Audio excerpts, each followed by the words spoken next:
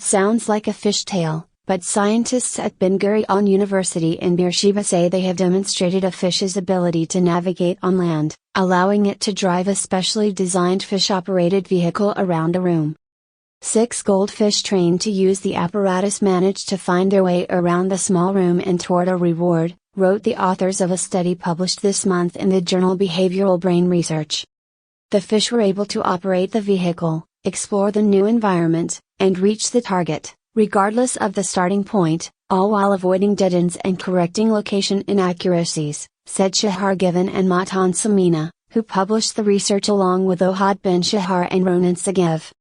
The study adds to a small cohort of literature in which animals are tasked with operating motor vehicles, with experiments performed in the past showing that rats and dogs can tootle around in specially designed cars.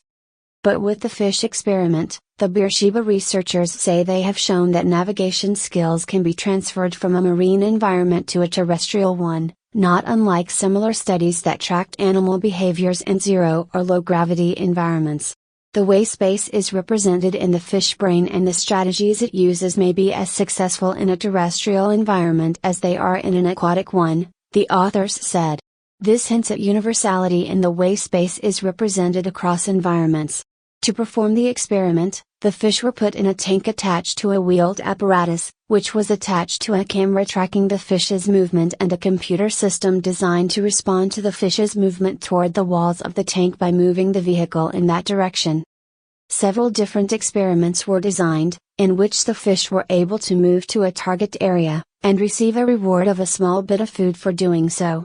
Even when starting the vehicle at different points in the room, or moving the target, the fish were eventually able to find their way.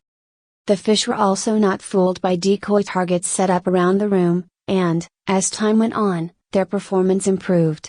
Many of the fish went from needing 30 minutes to find the target, to finding it in under a minute.